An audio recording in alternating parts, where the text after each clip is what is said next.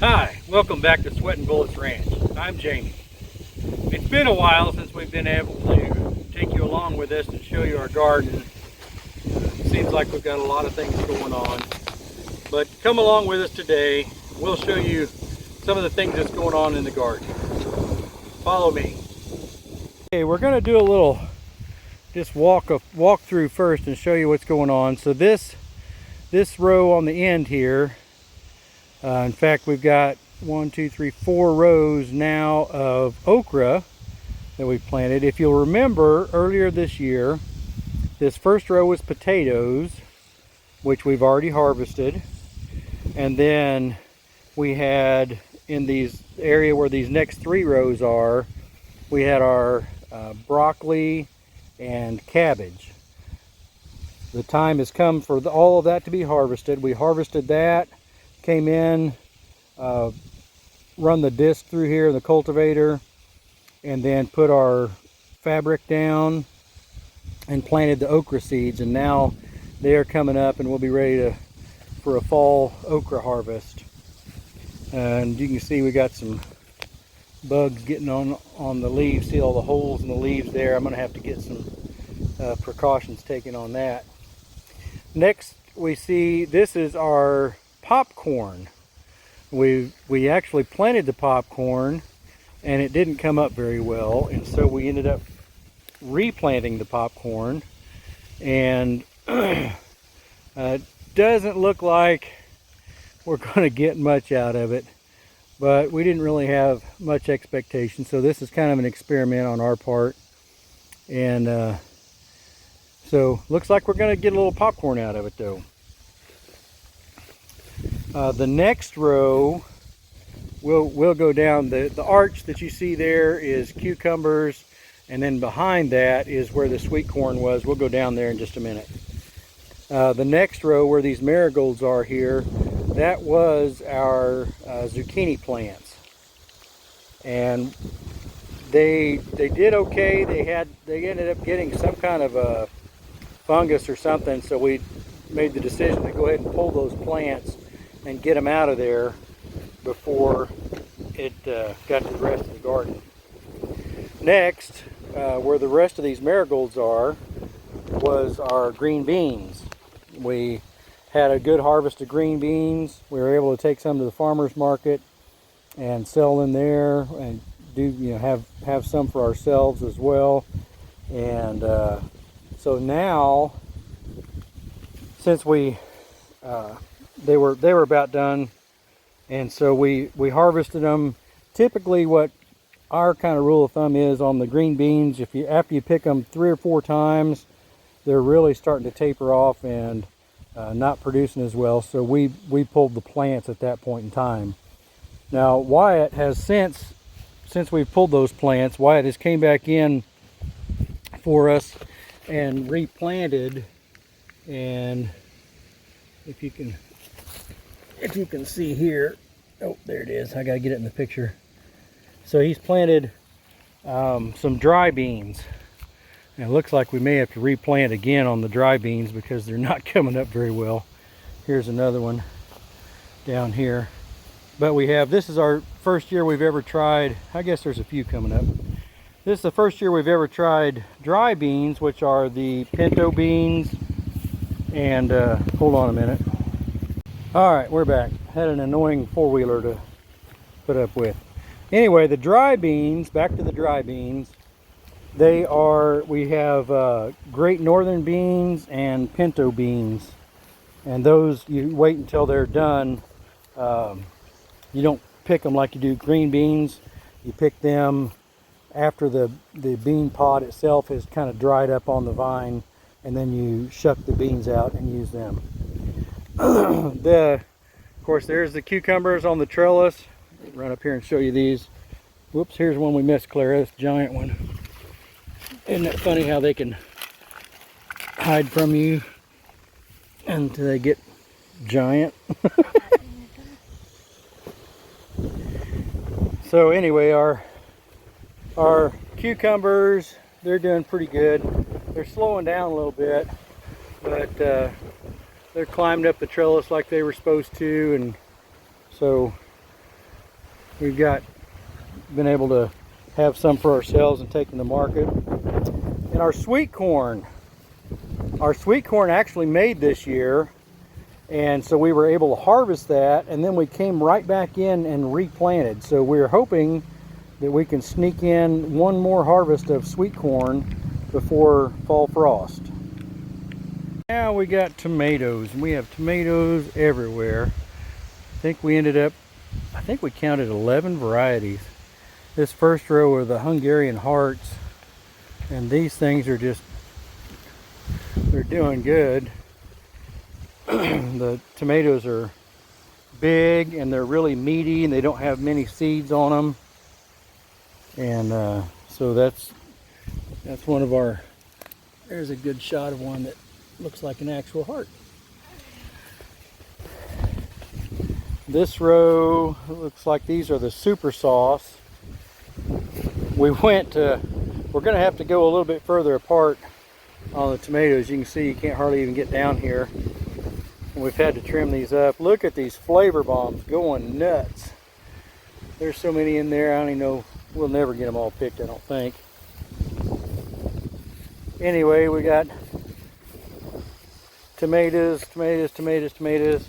Got our this row of peppers is our jalapenos. The next row is the lunchbox peppers.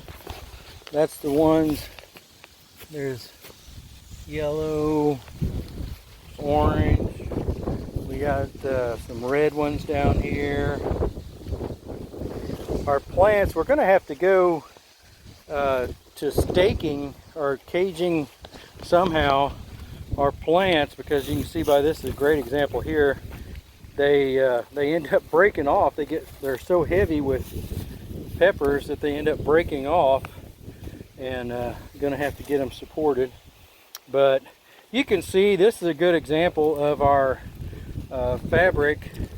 It does a really good job. The grass that you're seeing in here comes up from the holes where you have your hole for your plant to come out of. And at this point in time, we let it get away from us. But at this point in time, we're opting not to pull the grass out of it. We might come through here if I'm picking peppers and cut the grass out of them, but we're not pulling them to disturb the roots of the main pepper plant. We got lots of different bells. Here's some orange bell. I can't tell if that's showing up or not. There it is. And then right next door there's red.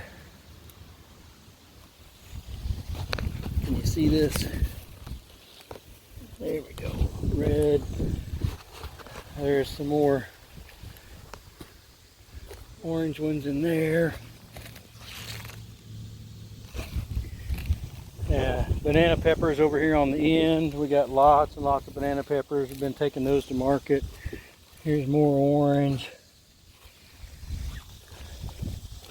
Here's a yellow one here.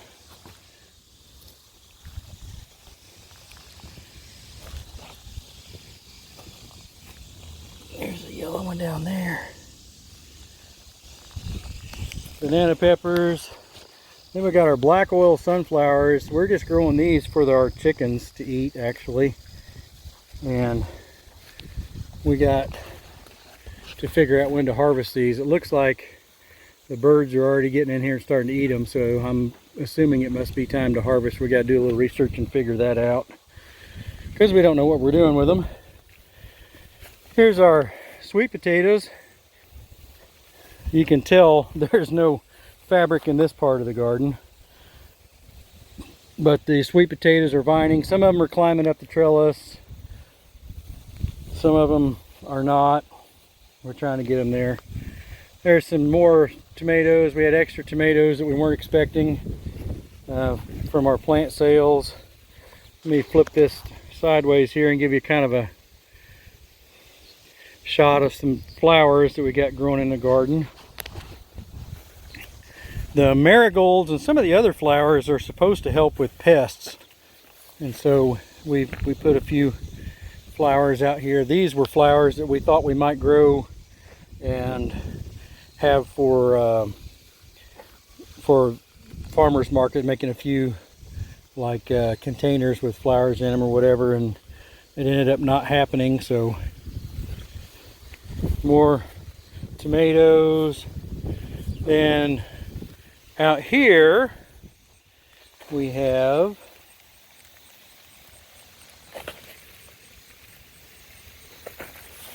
some watermelons growing. And what we have done is take these flags and go out and mark our melons. There's Clara's prize big watermelon over there. Humongous one. And so we're out here and we're marking those because once again, this part of the garden doesn't have any ground cloth to it. And another watermelon there, a little baby one there. So the weeds overtake it pretty quick when you don't have enough time to get out here every day and work with it. Another watermelon. Now if you remember, this was the part of the garden that we call Greenhouse Surprise. And we originally had some broccoli, and I know we had broccoli. I can't remember if we had cabbage down here or not. I think we only had broccoli. So anyway, we got all that broccoli we harvested, and then we came back in and planted some cantaloupe. So Claire and I have been out here harvesting some cantaloupe this morning, and like I said, we had used the flag method on these as well, and they still get away from you. And so we ended up with some that were actually overripe on the vine, and our chickens get the benefit of those.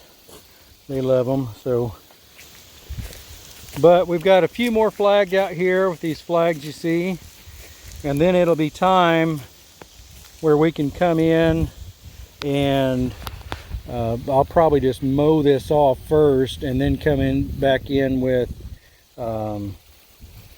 last year we put in some buckwheat, and that worked out real well, just kind of as a placeholder, and we could till it back in as green manure, as kind of a soil amendment.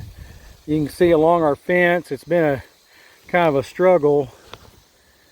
We've had to keep it mowed down, weed eated, and sprayed along our fence to keep the fence from shorting itself out. You can see, I think we've talked about this in one of our other videos, but this black fence, obviously the fence is off right now. This black bottom row, can you see that? I don't know if you can see that. Anyway, the black one is not hot, and then because then it would be too easy to ground everything out. And then all these black and white ones are hot. The vertical ones are not hot.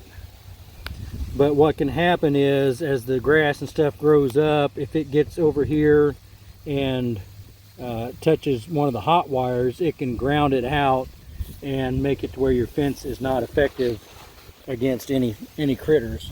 So you want to watch out for that.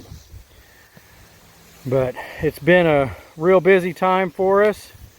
As you can see, this building that popped up in the background here since you've been here last has really taken a lot of our time and efforts, and so we're glad to have it, and it's been a real blessing for us.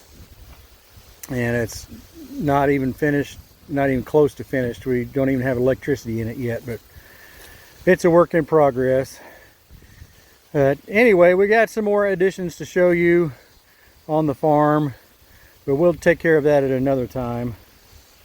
But we just wanted to give you an update of what's going on. And so this is what's going on in our garden. Bye. Thanks for joining us. God bless.